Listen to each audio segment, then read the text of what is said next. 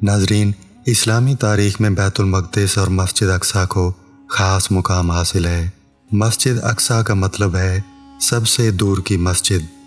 ये वो जगह है जहाँ अल्लाह के नबियों की बरकतें नाजिल हुईं और ये ज़मीन वही दुआ और इबादत का मरकज़ रही है। यही वो मुकाम है जहाँ से रसूल अकरम सल्लल्लाहु अलैहि वसल्लम ने मेराज का सफ़र किया। ये एक ऐसी इबादतगाह है जिसे मुख्तलिफ़ अदवार में मुख्तलिफ़ कौमों ने तामीर किया और इसकी हिफाजत की। यहूदियत, ईसाईयत और इस्लाम के मानने वालों के लिए ये जगह यकसा तौर पर एक मुक़द्दस मुकाम है। इस कहानी में हम बैतुल मक़दिस की तामीर, मिसमारी और दोबारा तामीर की तफसीलात बयान करेंगे। बिस्मिल्लाहिर्रहमानिर्रहीम। अस्सलामु अलैकुम। नाज़रीन, अल्लाह से दुआ है कि अल्लाह आपकी ज़िंदगियों में आसानियाँ पैदा करे। लाखों करोड़ों दरूद व सलाम नबी करीम सल्लल्लाहु अलैहि वसल्लम की ज़ात अक़दस पर। नाज़रीन, बैतुल मक़दिस की तारीख़ हज़रत आदम अलैहिस्सलाम के ज़माने से जुड़ी हुई है। रवायात के मुताबिक खाना काबा की तामीर के 40 साल बाद हज़रत आदम अलैहिस्सलाम ने बैतुल मक़दिस की बुनियाद रखी। हदीस नबवी सल्लल्लाहु अलैहि वसल्लम है कि आप सल्लल्लाहु अलैहि वसल्लम से पूछा गया कि ज़मीन पर सबसे पहले कौन सी इबादतगाह बनाई गई। आप सल्लल्लाहु अलैहि वसल्लम ने फरमाया, अल मस्जिदुल हराम। पूछा गया फिर कौन सी? फरमाया, अल मस्जिदुल अक्सा।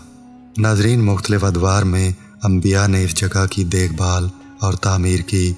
हज़रत इब्राहीम अलैहिस्सलाम, हज़रत इसहाक़ अलैहिस्सलाम और हज़रत याकूब अलैहिस्सलाम ने यहाँ इबादत की और इस जगह को मुक़द्दस रखा।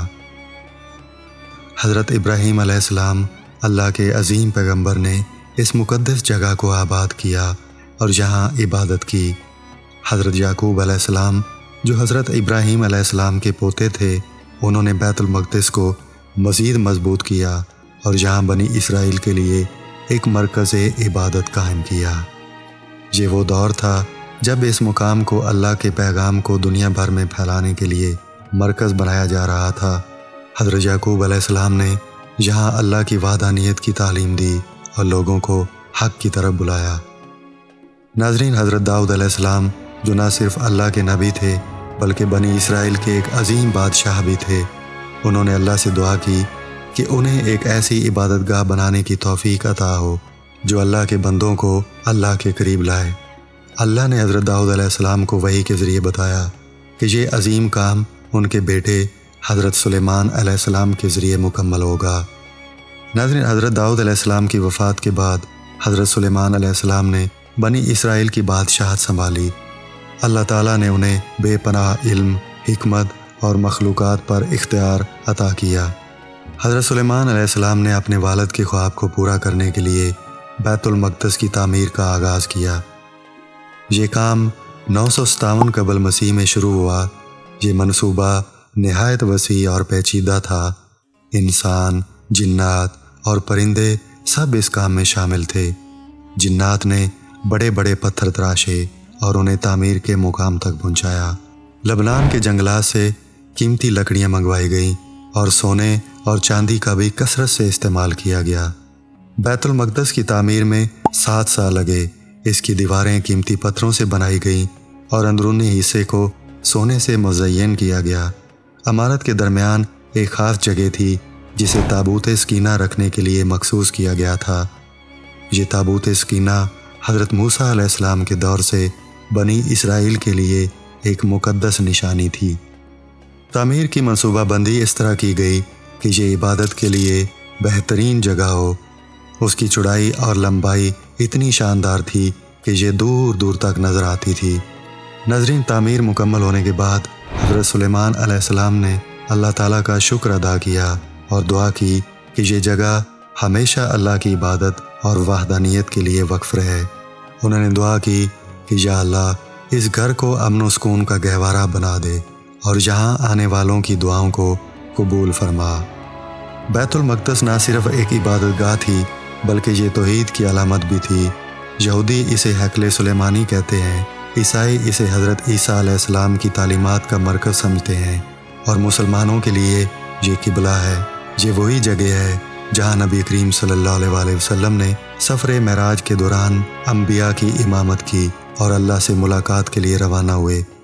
ناظرین، بنی اسرائیل کی نافرمانیوں اور اللہ کے احکامات کی خلاف ورزیوں کی وجہ سے اللہ نے انہیں عذاب دیا، اور سن 586 قبل مسیح میں بابل کے بادشاہ بخت نصر نے بیت المقدس پر حملہ کیا اور اسے مکمل طور پر تباہ کر دیا۔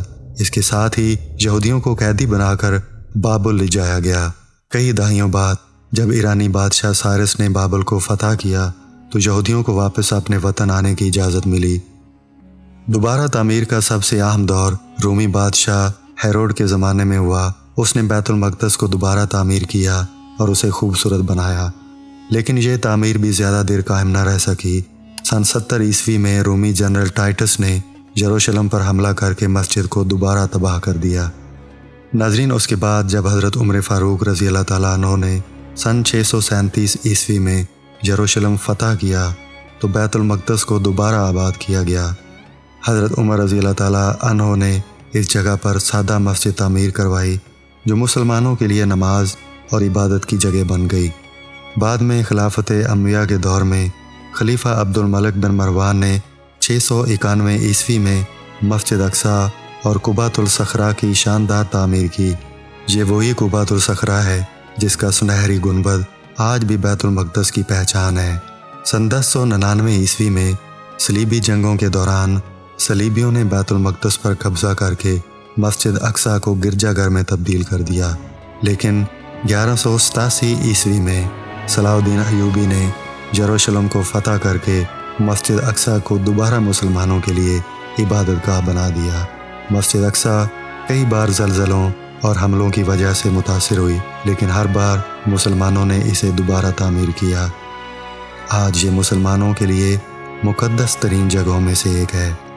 بیت المقدس اور مسجد اقصیٰ کی تاریخ ہمیں یہ سبق دیتی ہے کہ یہ مقام ہمیشہ اللہ کے نبیوں، اولیاء اور مسلمانوں کے لیے ایمان کی علامت رہا ہے۔